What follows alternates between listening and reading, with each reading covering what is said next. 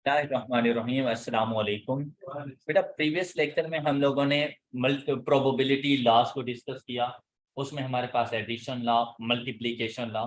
Multiplication law में हम लोगों ने multiplication law for independent events को डिस्कस कर लिया था, लेकिन साथ में ना हम लोगों ने multiplication law for dependent events भी देखा था, लेकिन उससे रिलेवेंट अभी तक हम लोगों ने कोई क्वेश्चन सॉल्व नहीं किया।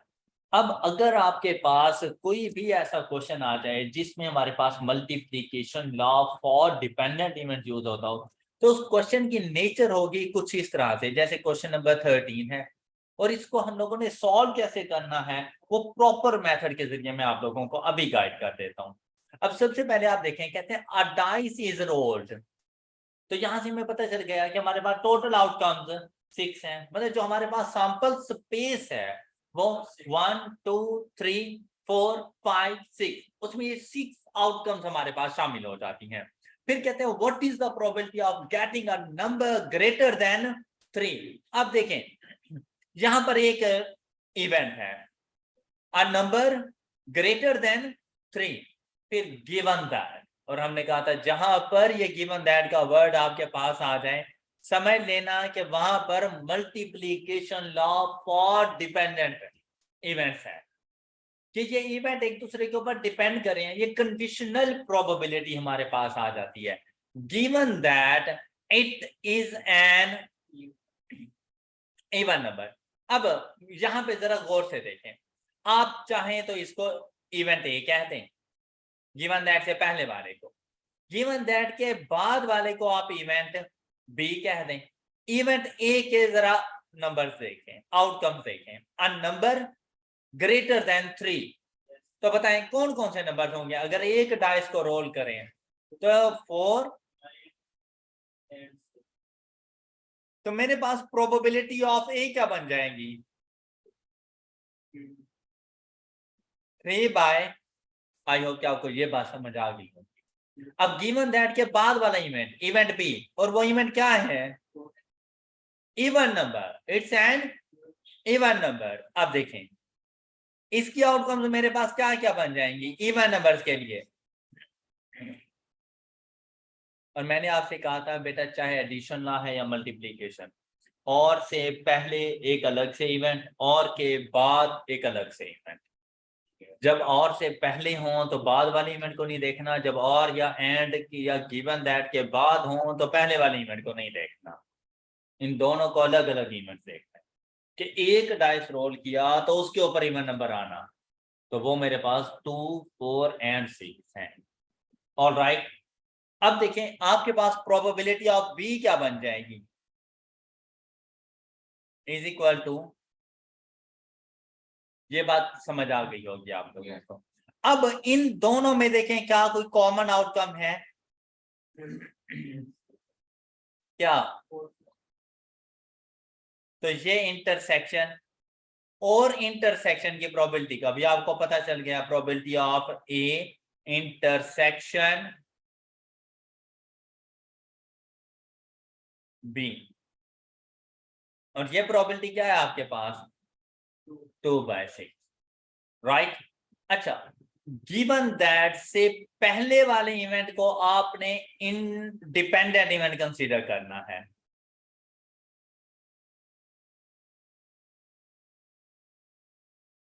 जिसकी प्रोबेबिलिटी आप फाइंड कर रहे हैं, तो हमने प्रोबेबिलिटी किसकी फाइंड करके देनी है?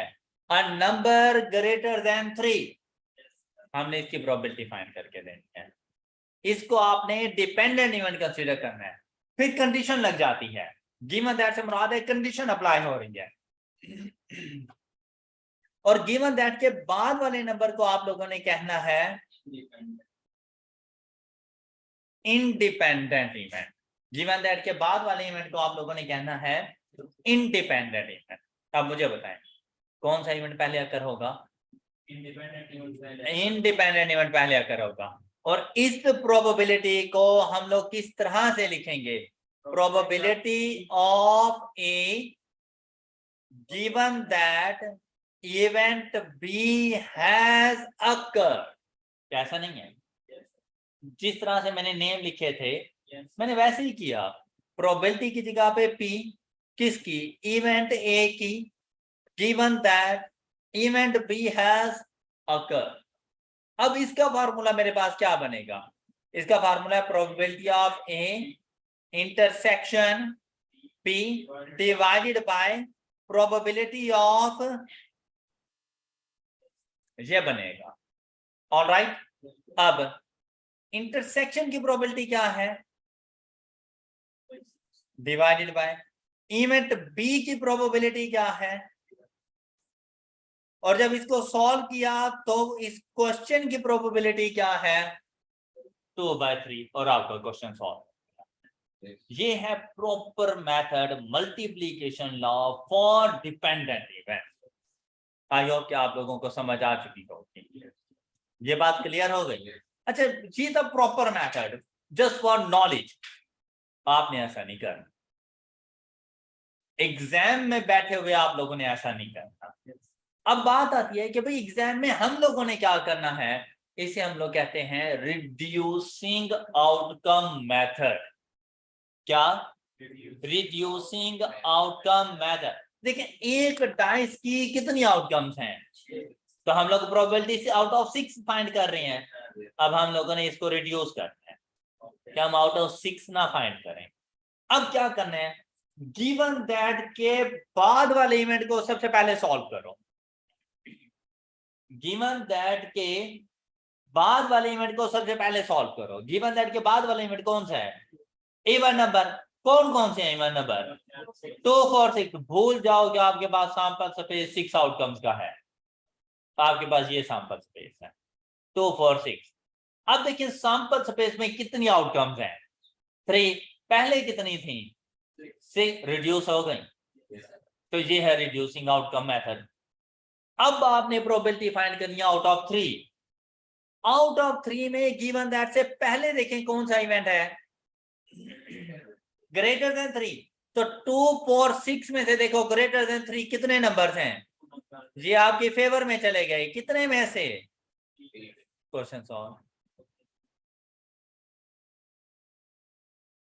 ऑलराइट, ये मेथड है जो आपने एग्जाम में सॉल्व करना है। ये मेथड फिर से सुनो। गिवन दैट के बाद वाले इवेंट की आउटकम्स देखें, वो आपकी टोटल आउटकम बन जाएंगे।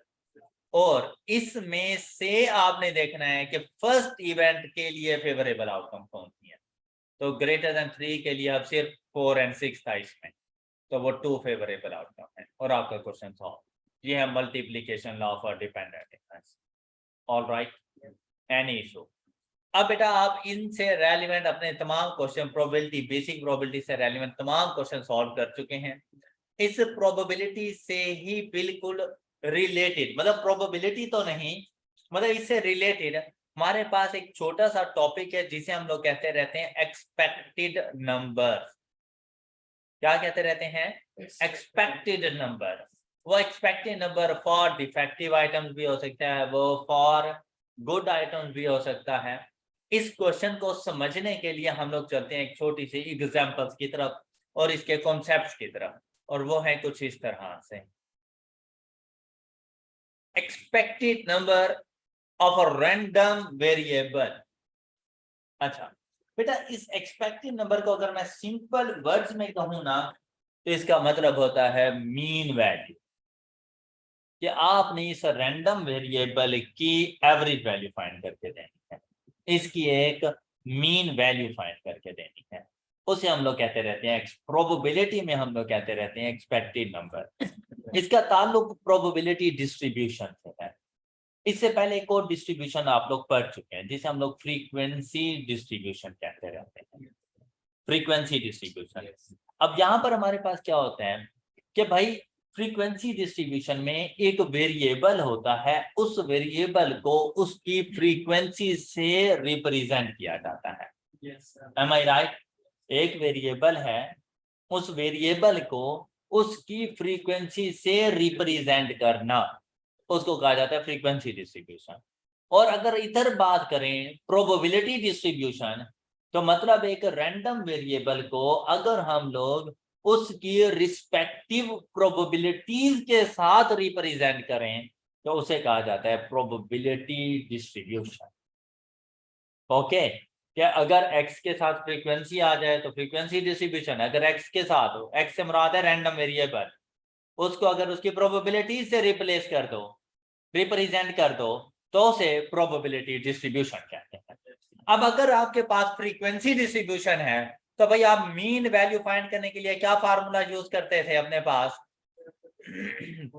मीन वैल्यू फाइंड करने के लिए आप फार्मूला यूज करते थे summation F X divided by summation, और ये उस टाइम पे जब x के साथ उसकी फ्रीक्वेंसी हो। मैंने कहा कि आज x के साथ उसकी फ्रीक्वेंसी नहीं है, ये फ्रीक्वेंसी डिस्ट्रीब्यूशन नहीं है, आज उसकी प्रोबेबिलिटी ऑफ x, मतलब इस x की वैल्यू की प्रोबेबिलिटी है। भाई कोई फर्क नहीं है। अब यहां पर देखें भाई, सिर्फ क्या करना है, इस f को रिप्लेस कर देना है किसके साथ? p ऑफ x के साथ, और यहां पर भी हमारे पास आ जाएगा ऑलराइट। तो ये फार्मूला क्या बन गया? समीशन, देखिए अब 5 को 3 से मल्टीप्लाई करूं या 3 को 5 से, कोई फर्क तो नहीं है ना, तो मैं इसे लिख सकता हूं summation x p of x and divided by summation p of x। क्या ये बात आप सब बच्चों को समझ आ गई? ये है प्रोबेबिलिटी डिस्ट्रीब्यूशन में मीन की वैल्यू, जिसे हम एक्सपेक्टेड नंबर कहते हैं। ऑलराइट, ये बात क्लियर है? मुझे बताएं प्रोबेबिलिटीज का सम कितना होता है? 1। तो बताएं क्या मैं समीशन p ऑफ x लिखूं? जब इसने होना ही हमेशा 1 के इक्वल है, तो क्या मुझे लिखने की जरूरत है? तो भाई 1 लिखने की मुझे जरूरत नहीं, आप इसको खत्म कर दो, ना लिखो, ये लो। तो मीन का क्या फार्मूला बन गया? Summation x p of x, और अब इसको यहां पर हम क्या नाम देंगे? Expected number of random variable, जिसे डिनोट किया जाता है ex के साथ। ऑलराइट, एनी शो, तो ये फार्मूला लिखा हुआ है ex expected number of random variable is equal to summation x p of x। Clear है ये बात? अच्छा, अब नेक्स्ट देखें,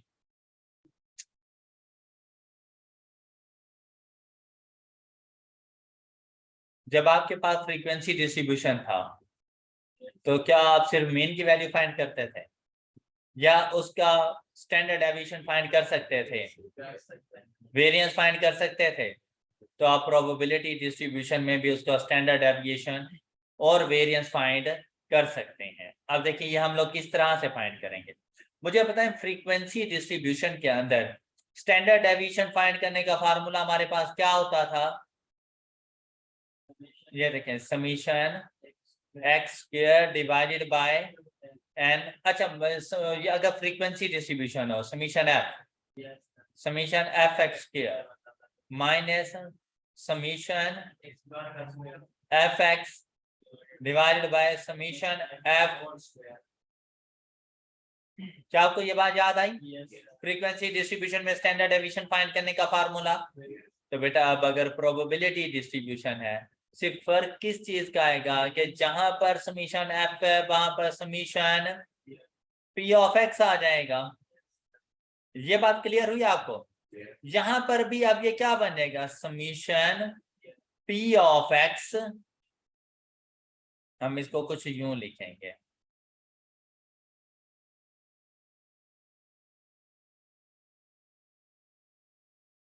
summation x square p of x. कोई एतराज? और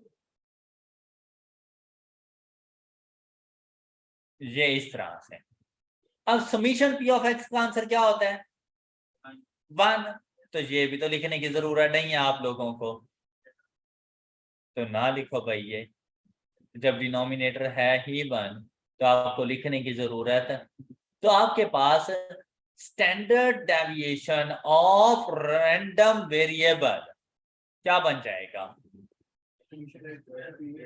under root of summation x square p of x minus square of summation x p of x. Alright, यार ये एक्स पी ऑफ एक्स क्या है? Summation x p of x expected number ऊपर पढ़ा, तो इसको भाई एक्सपेक्टेड नंबर से रिप्लेस कर दो। ये बिल्कुल ऐसे ही जैसे आप यहाँ पर इसको आके मीन की वैल्यू से रिप्लेस कर देते थे, यहाँ पर इसको किससे रिप्लेस कर दोगे? एक्सपेक्टेड नंबर से। और अगर इसको विदाउट अंडर रूट आप लिख लें तो ये वेरिएंस ऑफ रैंडम वेरिएबल बन जाएगा। कोई क्या फार्मूलाज की समझ आ गई है? अच्छा, अब चलते हैं कि एग्जाम्पल की तरफ।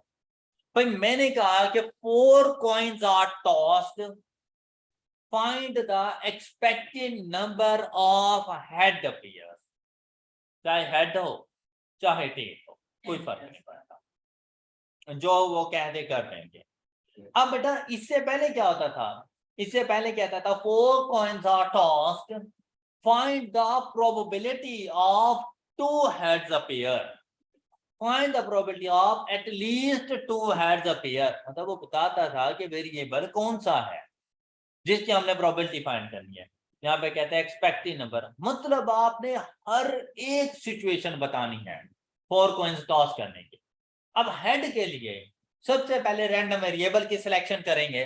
कैसे? भाई आप उसे कहेंगे कि भाई 4 कॉइन्स को टॉस करूं, ये एक्सपेक्टेड है कोई भी हेड ना आए, 0, तो एक्स की पहली वैल्यू आपके पास 0 आ जाए। ओके, 4 कॉइन्स को टॉस करूं, 1 हेड आ सकता है। 4 कॉइन्स टॉस करूं, 2 हेड आ सकते हैं। 4 कॉइन्स टॉस करूं, 3 हेड आ सकते हैं। 4 कॉइन्स टॉस करूं, चारों के चारों हेड आ सकते हैं। या इसके अलावा और कोई है? तो 0 से लेकर 4 तक ये रैंडम वेरिएबल है।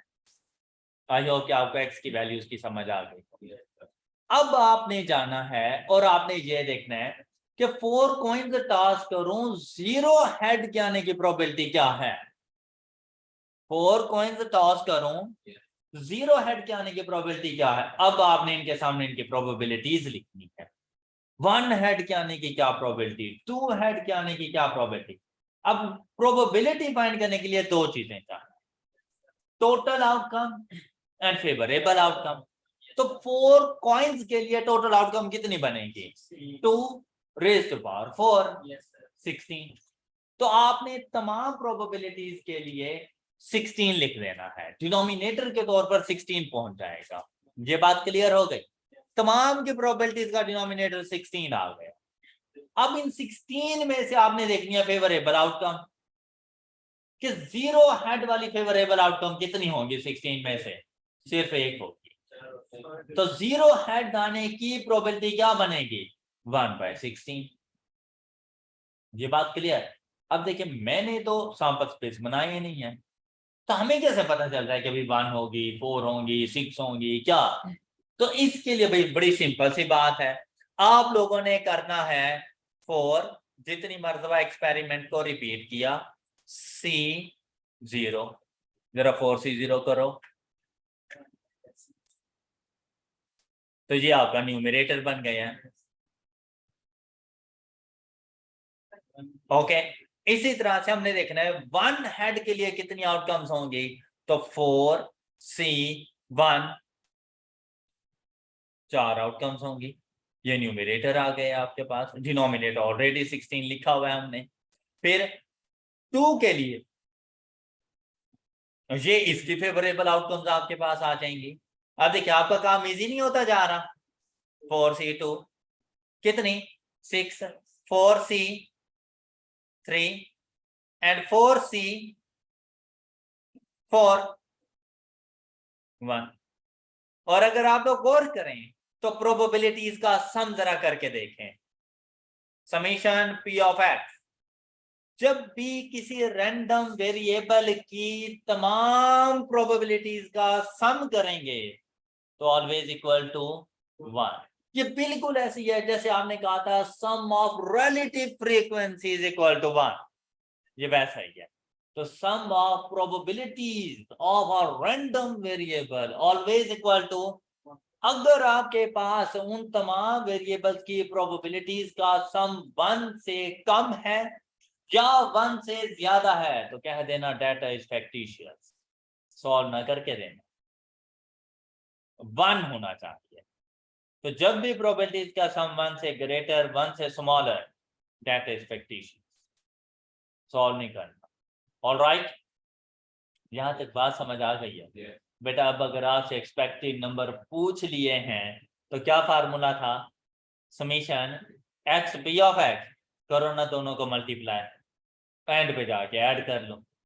0 से मल्टीप्लाई करेंगे तो 0, 1 से मल्टीप्लाई करेंगे तो 1, तो 1 से मल्टीप्लाई करेंगे तो 4/16, 2 से मल्टीप्लाई करेंगे तो 12/16, 3 से मल्टीप्लाई करेंगे तो 12/16, 4 से मल्टीप्लाई करेंगे तो 4/16, इन सबको ऐड कर लो। जैसे ही ऐड किया 32/16 इज इक्वल टू 2, तो expected if 4 coins are tossed, the expected number of head appears is true।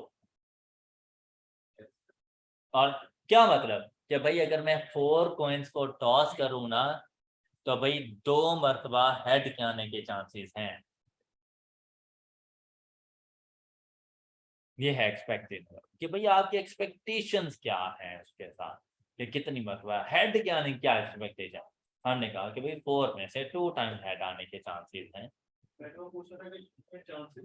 Probabilities, तो प्रोबेबिलिटीज की रेंज 0 और 1 के दरमियान है, वो 2 नहीं हो सकती प्रोबेबिलिटी। अब एक्सपेक्टेड नंबर है कि इतनी मरतबा एक्सपेरिमेंट को परफॉर्म करूं तो इसके आने के कितने चांसेस हैं, इन टोटल में से कितनी मरतबा ये अपीयर होता है। ऑलराइट, सेम क्वेश्चन हमारे नोट्स में मौजूद है एक डिफरेंट एग्जांपल के साथ। अब हम लोग जरा उसको सॉल्व करने की तरफ चलते हैं। तो ये देखें क्वेश्चन नंबर 21। हाँ, अब जरा इस क्वेश्चन को अंडरस्टैंड करके मुझे सिर्फ x की वैल्यूज को डिटरमिन करके दें। शाबाश, क्या हमारे इस क्वेश्चन में x की वैल्यूज क्या होंगी? रैंडम, सबसे पहला काम रैंडम वेरिएबल को आइडेंटिफाई किया करें। रैंडम वेरिएबल को आइडेंटिफाई करें सबसे पहले। बेटा रैंडम वेरिएबल जैसे मैंने लिखा था 0 1 2 3 4, वो आपने देखना है कौन सा है। तो मतलब तमाम तर पॉसिबल आउटकम देखो। A box contains 8 items of which 2 are defective, तो मतलब 6 गुड आइटम्स हैं। फिर क्या कहता है? A man selected 3 items at random, find the expected number of, यार ये देखो ना x, क्या हमने कहा भाई 3 उसने आइटम सेलेक्ट किए और उनमें से कोई भी डिफेक्टिव, 0 से स्टार्ट लिया करो, कोई भी डिफेक्टिव नहीं है, मतलब सारे के सारे गुड हैं। फिर हमने कहा एक डिफेक्टिव हो सकता है, हमने कहा अब इसी तरह से 2 डिफेक्टिव हो सकते हैं आउट ऑफ, हाँ जी, और हमने कहा बस यही है, 3 डिफेक्टिव नहीं हो सकते क्योंकि टोटल 2 डिफेक्टिव हैं। ओके, तो यहाँ पे 3 का 3 ना लिख देना, 2 डिफेक्टिव में टोटल 8 में से 3 कैसे मैं उसमें से चूज कर दूं? तो ये है उसकी टोटल आउटकम। अब आपने जाकर इनकी प्रोबेबिलिटीज फाइंड करनी है, ये तो आपको पहले ही आती हैं। कैसे? कि भाई ये देखें, good, defective, total, total 8, good 6, defective 2। अब सबसे पहले आपने कहा कोई भी डिफेक्टिव नहीं है आउट ऑफ 3, क्या मतलब तीनों के तीनों गुड है। भाई इसकी प्रोबेबिलिटी फाइंड कर लो। कैसे फाइंड करेंगे? 6c3 डिवाइडेड बाय 8c3, वो 2c0 करने की जरूरत नहीं, आंसर 1 होता है ना। ओके, तो देखें क्या प्रोबेबिलिटी, अब इसकी प्रोबेबिलिटी ऑफ x देखें।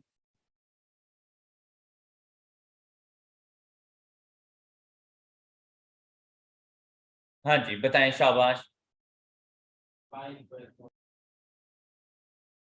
5/14, अब 1 के लिए जब जाएंगे तो ये देखो भाई, डिफेक्टिव को 1 तो गुड कितने हो जाएंगे फिर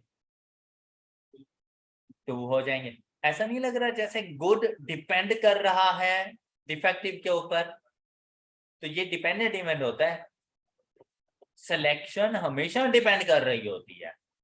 अच्छा, अब देखें यहां पर, तो 1 के लिए 6C2 multiplied by 2C1 divided by 8C3 15 by 28। इसी तरह 2 डिफेक्टिव होंगे तो ये देखें, 2 डिफेक्टिव होंगे तो 1 गुड आइटम बन जाएगा 6C1 multiplied by 2C2 divided by 8C3 and the answer is, अच्छा अब जरा प्रोबेबिलिटीज का सम करना।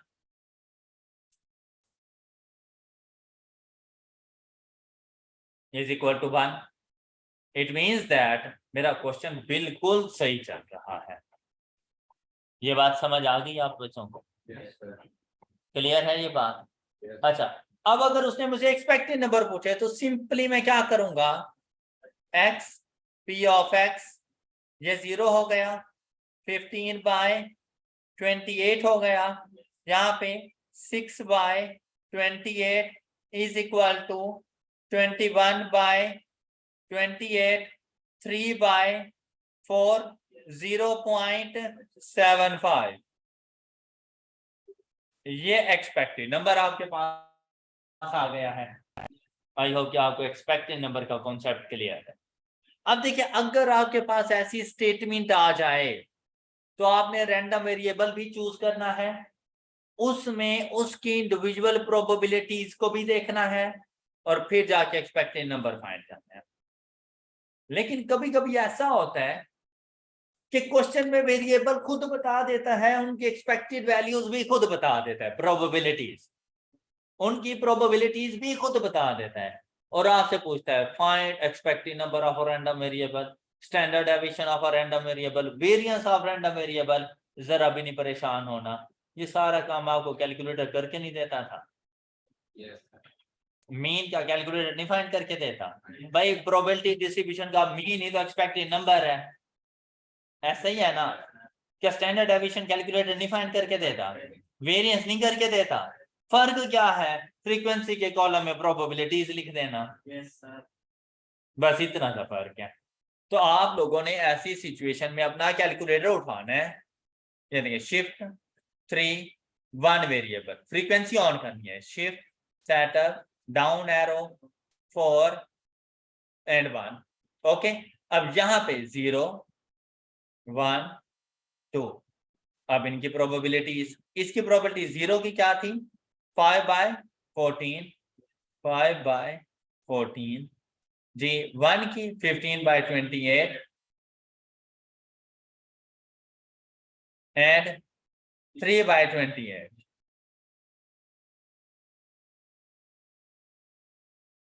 एसी की प्रेस की, shift 1 4 2 is equal to, expected number आ गया, तो आपको एक्स पी ऑफ एक्स करने की जरूरत नहीं। क्लियर? इसी तरह स्टैंडर्ड डेविएशन पूछ ले तो शिफ्ट 1 4 3, ये इसका स्टैंडर्ड डेविएशन है 0.63। वेरिएंस पूछ ले तो इसका स्क्वायर 0.4। ऑलराइट, यही मेथड आप लोग अप्लाई कर सकते हैं अपने प्रीवियस क्वेश्चन के ऊपर। इधर ये आप लोगों ने फाइंड किया, यहां पर जो क्वेश्चन अभी तक हम लोगों ने सॉल्व किए उसमें एक्स भी हम लोगों ने फाइंड किए, प्रोबेबिलिटीज ऑफ एक्स भी हम लोगों ने फाइंड किए। अब आप इधर आएंगे, सेटअप 3 1, इधर 0 1 2 3 4 1 by 16 4 by 16 6 by 16 4 by 16 1 by 16 AC shift 1 4 2। ये देखो एक्सपेक्टेड नंबर आ गया। स्टैंडर्ड डेविएशन शिफ्ट 1 4 3, ये स्टैंडर्ड डेविएशन, इसका स्क्वायर वेरिएंस हो जाएगा। ऑलराइट, तो अगर आपको प्रोबेबिलिटीज और रैंडम वेरिएबल गिवन हो तो जस्ट कैलकुलेटर उठाना है और जाकर सॉल्व कर लेना है। आई होप इतना काम आप लोग कर लेंगे, हो जाएगा इसीलिए। अच्छा, अब एक और ट्विस्ट सुने। अब बच्चा ये सोचता है स्टूडेंट्स कि भाई यही काम तो इजी हो गया कि अगर मुझे रैंडम वेरिएबल और प्रोबेबिलिटी गिवन है तो मैं तो कैलकुलेटर को बताकर ये आंसर फाइंड कर सकता हूँ, अब कोई मुश्किल नहीं है। बच्चे को जो मुश्किल आती है वो इस बात पे आती है कि रैंडम वेरिएबल भी चलो वो किसी ना किसी तरह आइडेंटिफाई कर लेता है, मुश्किल इस बात पे आती है कि उसकी प्रोबेबिलिटीज क्या है। अक्सर बच्चे वहां पे मिस्टेक कर देते हैं, प्रोबेबिलिटीज को आइडेंटिफाई नहीं कर सकते। ये था बेसिक नॉलेज जो कि आपने एग्जाम में अप्लाई नहीं करता, तो अब आपने एग्जाम में ट्रिक्स अप्लाई करनी है। और वो ट्रिक्स क्या है भाई, जिस चीज का एक्सपेक्टेड नंबर आप लोगों ने फाइंड करना है, किसका एक्सपेक्टेड नंबर फाइंड करना है, तो आपने ये सोचना है कि अगर मैं एक कॉइन को टॉस करूं, अगर मैं एक कॉइन को टॉस करूं तो उसके ऊपर एक मर्तबा हेड आने की क्या प्रोबेबिलिटी है। किसी को कोई इशू, मतलब एक्सपेरिमेंट को सिंगल टाइम रिपीट करना है और उसकी प्रोबेबिलिटीज को आइडेंटिफाई करना है कि इसकी प्रोबेबिलिटी हमारे पास क्या बन जानी है, 1/2 मल्टीप्लाइड बाय एक्सपेरिमेंट कितनी मर्तबा रिपीट किया गया, क्वेश्चन सॉल्व हो गया। इतना था काम जो कि आपने एग्जाम में जाके करना। एक मर्तबा उस इवेंट के अक्कर होने की प्रोबेबिलिटी मल्टीप्लाइड बाय कितनी मर्तबा एक्सपेरिमेंट को रिपीट कर रही हो या कितने यूनिट सेलेक्ट किए हैं तुमने। ऑलराइट, यही शॉर्टकट मेथड हम लोग अप्लाई करेंगे क्वेश्चन नंबर 21 अपने नोट्स पर। ये देखो कुछ इस तरह से, अब आपने एग्जाम में बिल्कुल ऐसे ही करना है। अब इसको जैसे आपने देखा एक्सपेक्टेड नंबर का क्वेश्चन, सबसे पहली चीज आपने देखी एक्सपेक्टेड नंबर किसके, हमने कहा डिफेक्टिव आइटम।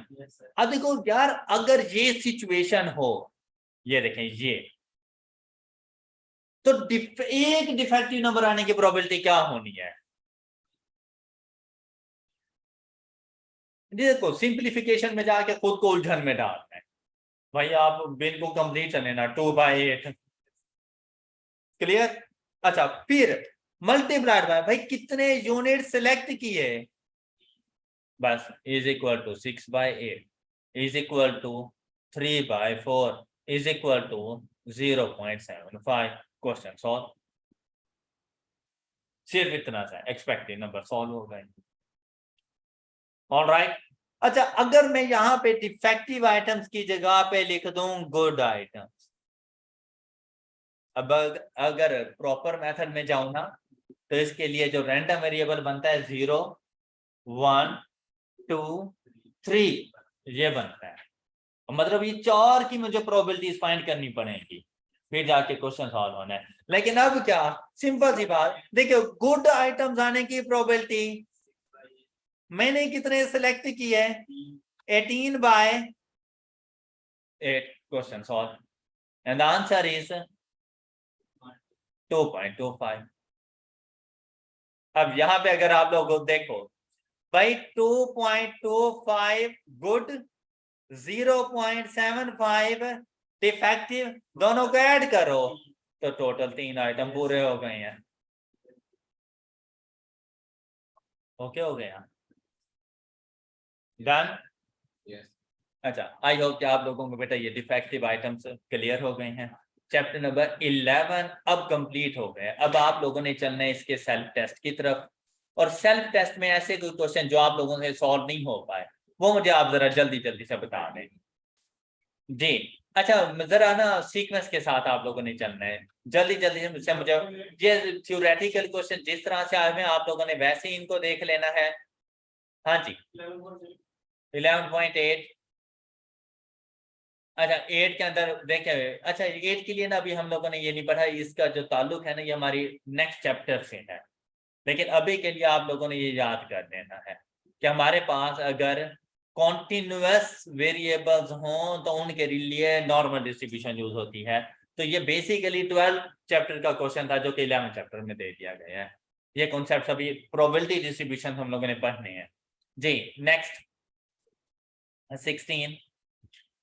अच्छा 16 में देखें, कहते हैं सम लेस देन 7, बेटा बताया हुआ है 15/36। अच्छा चलो सम इक्वल टू 7, 6/36, 1/6। और इसी तरह से सम मोर देन 7, 15/36। ओके हाँ जी। नेक्स्ट जी, यहाँ पे एक क्वेश्चन 22 आया हुआ है, दूसरा 13। कहते हैं 4 coins are tossed simultaneously, the number of outcomes containing at least 2 tails। बड़ा आला क्वेश्चन है भाई। भाई 4 coins हैं तो टोटल आउटकम्स कितनी बन जाएंगी? 2⁴ इज इक्वल टू टोटल 16 है। हमने कौन सी आउटकम बतानी है? एटलीस्ट। तो यहां पर ये वेरिएबल की वैल्यू 2 टेल से मुराद मतलब 2, 3 एंड 4। ऐसा नहीं है मैंने 2। अब क्या करना है ये देखें भाई, 4C2 ये 2 टेल्स के लिए आउटकम, प्लस 4C3 ये 3 टेल्स के लिए आउटकम, प्लस 4C4 ये 4 टेल्स के लिए आउटकम, टोटल 11। 16 में से 11 आउटकम है। तो अब नहीं बनानी पड़ेगी आप लोगों को। ओके जी। नेक्स्ट। अच्छा ये जैसे 14 वाले क्वेश्चन है भाई, ये वैल्यूज को पुट करके देख लिया करें, जहां पर 10 के इक्वल आ जाए वो आपका करेक्ट आंसर बन जाएगा। अच्छा 22 के लिए भी आया हुआ था, तो बेटा जिसकी प्रोबेबिलिटी 5% से लेस हो देन हो, मतलब हमेशा याद रखिएगा कि कोई ऐसा इवेंट जिसकी प्रोबेबिलिटी 5% से कम हो, उस इवेंट को हम लोग कहते रहते हैं अनलाइकली टू अकर।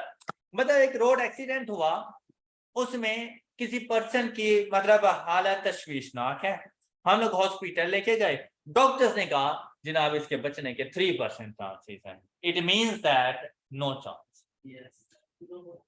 ओके तो अगर प्रोबेबिलिटी 0.01 है तो ऐसे इवेंट्स को कहते हैं अनलाइकली टू अकर, जिनके अकर होने के कोई चांसेस नहीं है, मतलब उसके बचने के कोई चांस नहीं है।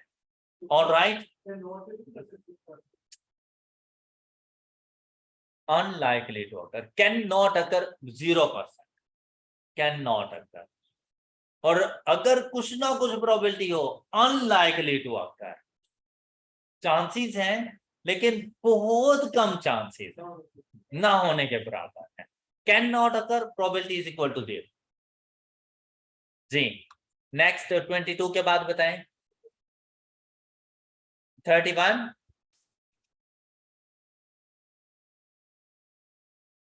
अच्छा 31 के लिए देखें, probability of A, probability of B, देखते ही पता चल गया 1 से ज्यादा प्रोबेबिलिटी नहीं हो सकती। तो गलत है ना बेटा, कॉमन सेंस, कॉमन सेंस। कोई भी इवेंट ऐसा नहीं है जिसकी प्रोबेबिलिटी 1 से ग्रेटर हो जाए। जैसे ही देखा 1 से ग्रेटर, क्वेश्चन गलत है भाई, डेटा फैक्टिशियस। अच्छा फिर एक स्टूडेंट ने पूछा 32, 33 और 34 ये एक जैसे हैं। बहुत कमाल के क्वेश्चन है यार ये। अब देखें यहाँ पर भाई आपके पास 3 हॉर्सेस, उसने नेम बता दिए A B and C, मतलब जैसे हॉर्सेस की रेस नहीं होती, रेस हुई तो उन्हें पता है कि भाई वो कहते हैं A is twice as likely to win as B। क्या मतलब कि भाई अगर B एक मैच जीतता है ना तो A 2 मैच जीत जाता है। A के जीतने के चांसेस B से 2 टाइम्स ज्यादा हैं। ऑलराइट फिर कहते हैं दूसरी statement, B is 3 times as likely to win as C. मतलब B, C अगर एक मैच जीतता है तो B 3 मैच जीत जाता है। अब इसका क्या मतलब कि अगर B 3 जीत जाता है तो A 6 जीत जाता है। ओके, अब इसको कैसे बनाना है हमने ना, ये देखिए रेशोज हैं ये बेसिकली। पहली रेशो है A रेशो B, ओके, और ये रेशो क्या है 2 रेशो 1। ये बात समझ आ गई आपको। दूसरी रेशो है B रेशो C, और ये रेशो क्या है 3 रेशो 1।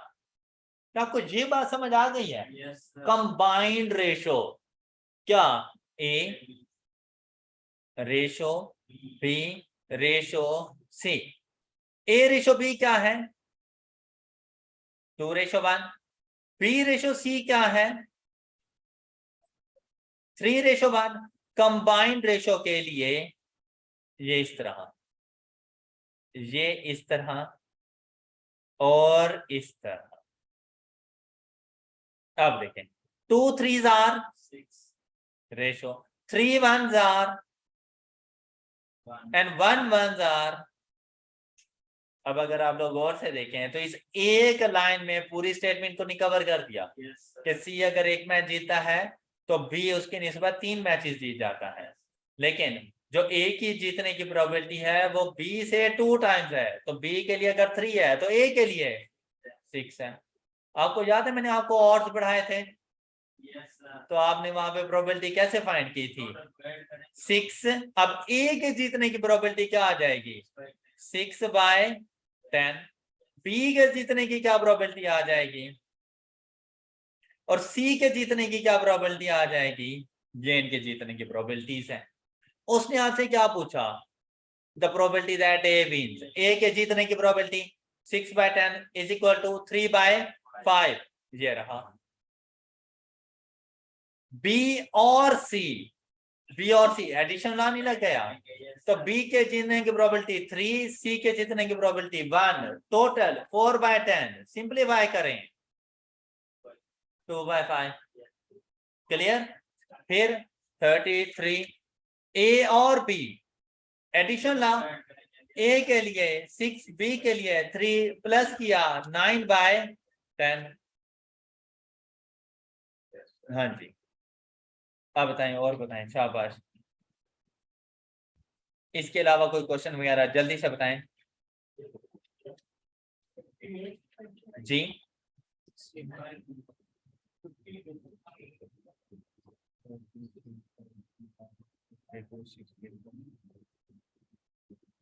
अच्छा 36 37 सुनते हैं। 36 37 भाई कॉन्सेप्ट्स हैं, आप लोगों ने पता नहीं कैसे किए होंगे, लेकिन एक बार सुनेंगे। आप लोगों ने हो सकता है यहां से पढ़ा हो, पीछे जाके देखो म्यूचुअली एक्सक्लूसिव, आपने कहा ओके ये म्यूचुअली होता है ये नॉन म्यूचुअली होता है। ऐसा नहीं करना। अब सुने, कोई म्यूचुअली एक्सक्लूसिव क्या होते हैं जिसमें कॉमन ना हो। कॉमन कब नहीं होंगे जब राहें जुदा जुदा होंगी, कभी नहीं कॉमन आने वाले। अब आपको पता है सपोज कि आपका दोस्त ना इस रोड पे सीधा जा रहा है, आपको पता है कि यार अगर मैं इस रोड पे चलना शुरू कर दूं शायद मेरे दोस्त से मुलाकात हो जाए। कब पॉसिबल होगा, थोड़ा सा स्पीड से चलना पड़ेगा उसकी निस्बत, मतलब। लेकिन आपको पता है कि यार आपका दोस्त ये इस रोड पे जा रहा है, आप किसी और रूट पे चल पड़े, क्या कभी मुलाकात होगी? तो कॉमन नहीं होगा। कॉमन नहीं होगा तो म्यूचुअली एक्सक्लूसिव। सेम रूट पे चल रहे हैं तो फिर कॉमन आ सकता है, नॉन म्यूचुअली एक्सक्लूसिव। आपको ये कॉन्सेप्ट समझ आया? अब देखो भाई, उसने कहा मेरे पास ए बी सी है। ए में कहते हैं all 3 stocks rise in price, मतलब तीनों के तीनों हाई जा रही हैं। स्टॉक बी में कहते हैं स्टॉक 1 राइज इन प्राइस, मतलब ये भी हाई चला गया। कहते हैं स्टॉक 2 जो है एक्सपीरियंसेस ₹5 ड्रॉप इन प्राइस। कहते हैं बताओ ए एंड बी क्या है? तो बेटा A event A upward, event B दोनों मुलाकात कर लेंगे भाई, कॉमन आ जाएगा दोनों में, कॉमन आ जाएगा तो इस तरह से ये क्वेश्चन सॉल्व। अब कहता है बताओ ए एंड सी, भाई ए ऊपर की तरफ जा रहा है, और सी नीचे की तरफ जा रहा है, क्या कभी मिलेंगे? डायरेक्शन ही डिफरेंट है, अपोजिट डायरेक्शन है, कोई चीज कॉमन नहीं आने वाली। जब कॉमन नहीं आने वाला तो ये म्यूचुअली एक्सक्लूसिव इवेंट्स हैं। ऑलराइट, हाँ जी 30। अच्छा जी, अब यहाँ पे देखें, कहते हैं from a pack of 52 two cards are drawn in succession. In succession का मतलब होता है एक के बाद दीगरे, एक के बाद दूसरा, मतलब दोनों कार्ड एट अ टाइम नहीं ड्रॉ किए, पहला कार्ड ड्रॉ किया फिर हम लोगों ने दूसरा कार्ड ड्रॉ किया। ओके, अच्छा फिर कहता है the probability that both cards are spade card, यार दोनों के दोनों स्पेड कार्ड, मतलब पहला स्पेड कार्ड सिलेक्ट करने की प्रोबेबिलिटी क्या होगी? मल्टीप्लाइड, अभी मेरा एक कार्ड आया है, दूसरा भी तो स्पेड कार्ड है, अब एक कार्ड ड्रॉ कर चुका हूं, अब 12/15। ओके ओके, अदरवाइज भाई इसके ऊपर आप लोग, स्पेड कार्ड कितने होते हैं? सी, तो दोनों के दोनों स्पेड है ना, डिवाइडेड बाय, तो भी सेम आंसर है। ओके, ये मतलब मेथड है पूरा, और ये बेसिक काउंटिंग टेक्निक्स है। ऑलराइट जी, नेक्स्ट, शाबाश बेटा, जल्दी जल्दी जल्दी। जी 58 और 44। अच्छा जी, 44 में देखें, in a game of craps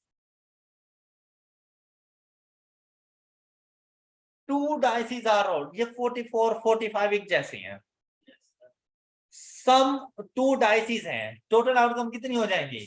कहते हैं सम ऑन द डाइसेस 7 और 11, तो आप जीत जाएंगे। हालांकि अगर आप लोग देखें तो सम 2 से लेके 12 तक होता है, ऐसा ही है ना। आपने कहा कि भाई मैं उस टाइम जीतूंगा जब सम 7 या 11 होगा, इसका यह मतलब नहीं है कि 7 और 11 होंगे तो आप हार जाएंगे, इसका यह मतलब नहीं है। कहते आप हारेंगे कब? जब सम आपके पास 2 3 और, मतलब अगर 4 आ जाता है, 5 आ जाता है, 6 आ जाता है, 8 आ जाता है, 9 आ जाता है, 10 आ जाता है, तो आप ड्रॉ है मैच, ना आप जीते हैं ना आप हारेंगे। ओके, तो जीतेंगे कब के? जब 7 और 11 होगा। हारेंगे कब? जब 2 3 और 12। तो कहता है भाई आपके जीतने की क्या प्रोबेबिलिटी है? तो यार 7 के लिए कितनी आउटकम्स हैं? 6। 11 के लिए कितनी आउटकम्स हैं? टोटल आउटकम्स कितने में से? क्वेश्चन सॉल्व हो गया आप लोगों का, 2/9। सम 7 के लिए 6/36 प्लस 11 के लिए 2/36। ओके, कुछ भी कॉमन नहीं है दोनों में, बस दोनों की प्रोबेबिलिटीज को ऐड किया, 8/36 सिंप्लीफाई किया तो 2/9। और भाई सम 2 के लिए कितनी आउटकम्स? 3 के लिए 2, 12 के लिए 1, total favourable outcome is equal to 1/9। Alright, clear? Next बेटा, शाबाश। अच्छा, ऑनलाइन स्टूडेंट्स में से पूछा गया था क्वेश्चन नंबर 37।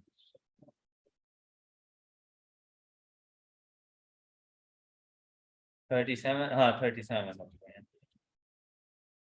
और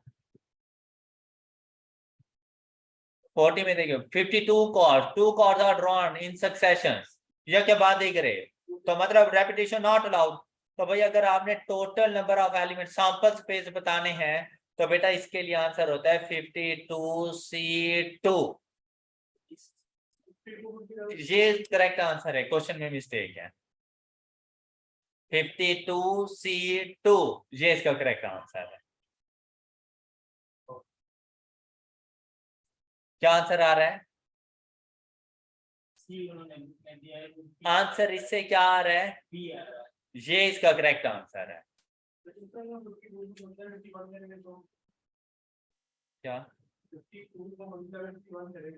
बेटा, इन सक्सेशन हैं, रेपिटेशन नॉट अलाउड, तो इसके लिए टोटल आउटकम जो फाइंड करनी होती है तो वो हमारे पास 52C2 से आती है, इस तरह से। हाँ जी, नेक्स्ट क्वेश्चन कोई है जो आप लोगों ने समझना हो? आप देखें ये क्वेश्चन ज्यादा इजी नहीं हो गए आप लोगों के लिए, ये जरा थ्योरेटिकल क्वेश्चन भी साथ साथ गिवन है, तो आप लोगों ने ये सॉल्व कर लेनी है जैसे ही यहाँ पर गिवन है। इसके अलावा अगर कोई क्वेश्चन आप लोगों ने पूछना हो। 63,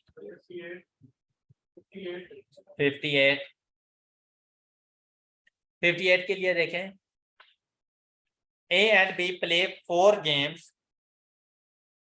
of chess.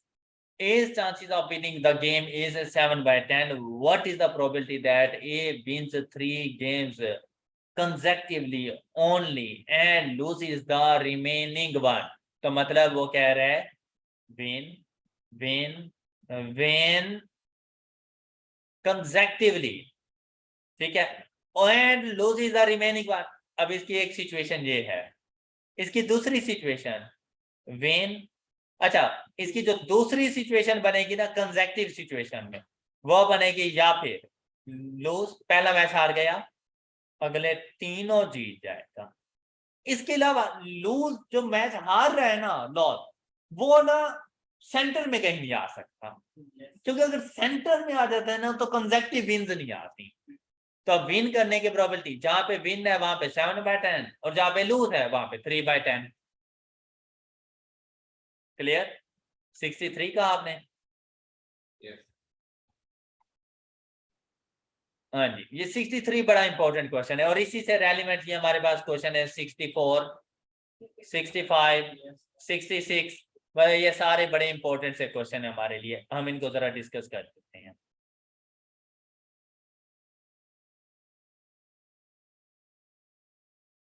इन क्वेश्चंस की स्टेटमेंट को जरा गौर से देखें।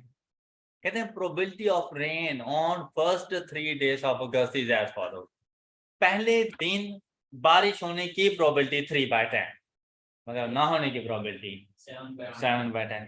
सेकेंड डे, अब देखते हो वो आपको बता रहा है कि अगर पहले दिन बारिश हो जाए, if rain on first day, तो फिर सेकेंड डे रेन होने के चांसेस 5/10 है, और अगर फर्स्ट डे बारिश नहीं होती तो फिर सेकेंड डे रेन होने के चांसेस 2/10 है। ऑलराइट, अब फिर थर्ड डे फिर कहते हैं कि भाई अगर first and second day rain हुई तो तीसरे दिन बारिश होने के चांसेस 9/10 है। अगर सिर्फ पहले दिन बारिश हुई, मतलब दूसरे दिन नहीं हुई, तो तीसरे दिन बारिश होने के चांसेस 5/10 है। अगर दूसरे दिन बारिश हुई, पहले दिन नहीं हुई, और तीसरे दिन बारिश होने के चांसेस 3/10 है। लेकिन अगर पहले दोनों दिन बारिश नहीं हुई तो तीसरे दिन बारिश होने के चांसेस 5/10। अब तमाम क्वेश्चन आपके पास ऐसे ही है।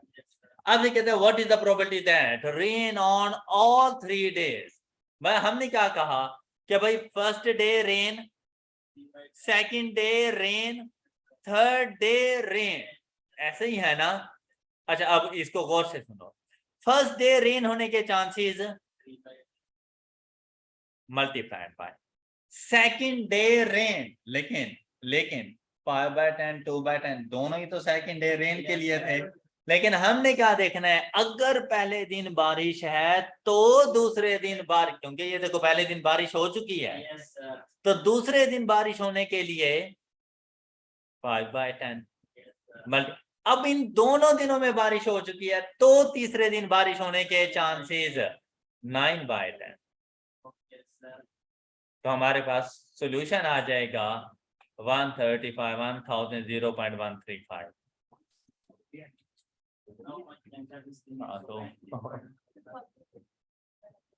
ओके, खत्म हो गया। अब इसी तरह से नेक्स्ट को सिर्फ रिक्वायरमेंट चेंज है, कहता है what is the probability of rain on सिर्फ सेकंड डे रेन होने के चांसेस क्या है, सिर्फ सेकंड डे रेन होने के क्या चांसेस हैं। हाँ जी, अब इसको कैसे फाइंड करना है। सेकंड डे रेन पहले हमने बताना है कि फर्स्ट डे रेन ना हो, तो सेकंड डे रेन होने के क्या चांसेस हैं। हाँ जी, प्लस ये दूसरा ऑप्शन है ना कि अगर फर्स्ट डे रेन हो जाए तो सेकंड डे रेन होने के क्या चांसेस। अच्छा, उसने कहा what is the probability of rain on second day only, मतलब फर्स्ट डे नहीं हुई, तो फर्स्ट डे नहीं हुई तो 2/10, तो 2/10 ये हमारे पास आंसर, अगर if no rain on first day. हाँ जी, और अगर यहां पर देखें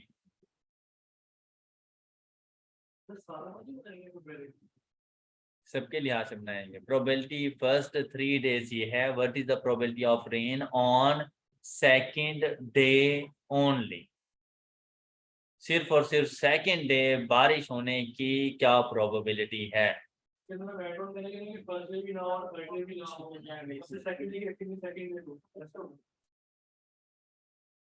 तो जहां जब उसने क्या दिया ना ओनली सेकंड डे, मतलब फर्स्ट डे बारिश ना हो, सेकंड डे बारिश हो, थर्ड डे बारिश ना हो, हमने 3 दिनों को देखना है। फर्स्ट डे बारिश ना होने के चांसेस, 3/10 तो बारिश होने के चांसेस है, तो 7/10 मल्टीप्लाइड बाय, अगर फर्स्ट डे बारिश ना हो तो सेकंड डे बारिश होने के चांसेस है 2/10 मल्टीप्लाइड। थर्ड डे अगर सेकंड डे बारिश है तो थर्ड डे बारिश होने के चांसेस 3/10, तो ना होने के chances, and answer is 0.098, option C. Clear. इसी तरह से अब आप लोग क्वेश्चन नंबर 65 एंड 66 सॉल्व कर सकते हैं। Last question 68। अच्छा, ऑप्शन बी एंड ए। अच्छा, ये क्वेश्चन भी गलत था, इस तरह से देख लेते हैं, अभी मैं आपको बताता हूँ। अ bag contain 6 red, 3 black, 2 blue, तो total 11। 2 balls are selected at random without replacement. Which 2 of the following statements are correct? हाँ जी, probability that first ball is red and second ball is black is 9/11. All right. अच्छा, अब देखो भाई, first and second permutation apply है, तो इसके लिए अगर आप लोग देखें तो हमारे पास आ जाना है first black ball 3p1 multiplied by second ball is black 6p1, मतलब ब्लू में से 0, तो लिखने की जरूरत नहीं है, divided by 11p2 is equal to 9/55। ये स्टेटमेंट ठीक है, इसकी हमने क्या करेक्ट बतानी थी, ये स्टेटमेंट ठीक है। आई होप कि ये बात समझ आ गई होगी। Next, probability that first ball is red, second ball is black is 18/20। तो बेटा ये देखिए स्टेटमेंट तो सारी ये सेम ही है, तो इसकी प्रोबेबिलिटी 9/55 है, तो ये 18/21 के इक्वल नहीं हो सकती, तो चेक करने की वैसे जरूरत ही नहीं है, ये गलत है स्टेटमेंट। क्लियर। फिर probability that both balls are red is, तो दोनों की दोनों रेड बॉल हैं, तो भाई रेड बॉल 6। अब जब दोनों की दोनों रेड है, चाहे कॉम्बिनेशन चाहे परमुटेशन ऑर्डर में फर्क नहीं पड़ना, तो 6c2 डिवाइडेड बाय 11c2 3 इसने क्या कहा 36। अच्छा, इस तरह का यह मतलब नहीं है, गलत है, 36/121 इज इक्वल टू, नहीं हो जरा सिंप्लीफाई, अब गलत। Okay, the probability that neither ball is red is 15/20। देखो रेड को 0 कर दो, लेकिन बेटा अब उसने ये नहीं बताया कि बाकी दोनों बॉल्स कहां से, तो वो यहां से, दोनों की दो, तो मतलब 5 में से 2। अब P नहीं बेटा, ऑर्डर की इंपॉर्टेंस नहीं थी। 6C0 multiplied by 5C2 divided by 11C2 is equal to 2 by 11। तो 25 by 121 वैसे भी 2 by 11 के इक्वल नहीं होता, तो ये भी कर जाता है। तो सिर्फ ऑप्शन ए हमारे पास ठीक है। ऑल राइट, क्लियर है ये बात? अच्छा बेटा, हमारे ये सेल्फ टेस्ट भी सॉल्व हो चुका है। आई होप कि आप लोगों को चैप्टर नंबर 11 अच्छे तरीके से समझ आ गया होगा। नेक्स्ट लेक्चर में हम लोग इंशाल्लाह next chapter number 12 probability distribution को डिस्कस करेंगे। That's all for today. अपना ख्याल रखिएगा। अल्लाह हाफिज।